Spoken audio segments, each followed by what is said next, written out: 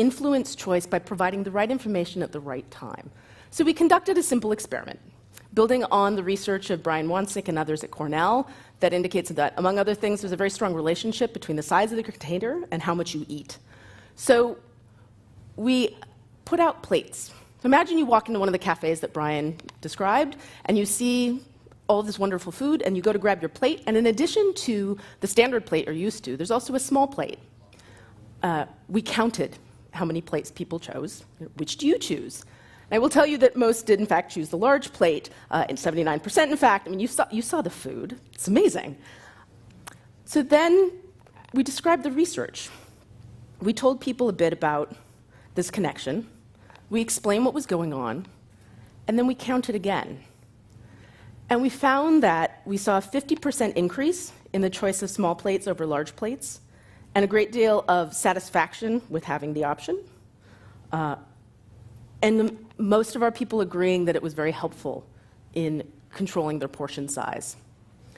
So what's interesting for me here is that it's not always just enough to provide the nudge, but in providing people with information and giving them the power to make the decisions and to make them in an informed way has some substantial impact. That said, we also know that cafes are not the only place where people eat. We have at Google something we call micro kitchens, which is a terrible misnomer. There's nothing micro about these kitchens. It's where people snack. They're great, again, a gathering place for folks. Oh, yes. One of the great things about being in an applied setting is that, as I mentioned, we're informing action. And so when we did an experiment, the experiment was done, but our work was not. And so now small plates is simply a matter of, it's what we do. It's a program. And this is one example of how the small plates have continued to roll out at Google. All right, so back to the micro kitchens. This is how we used to stock M&Ms. Yeah, it used to be like, no, there are a couple problems with this.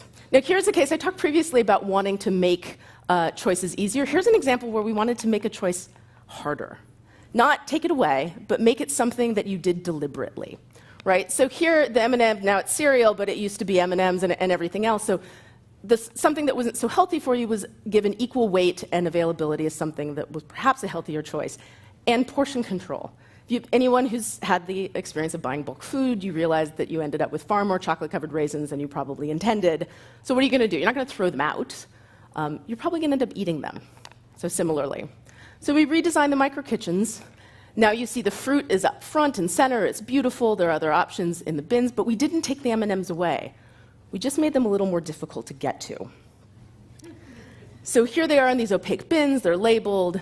And what we found in the 7 weeks following this change, Googlers in the New York office ate 3.1 million fewer calories from M&Ms by making the portions easier to control and requiring a more deliberate choice on the part of employees.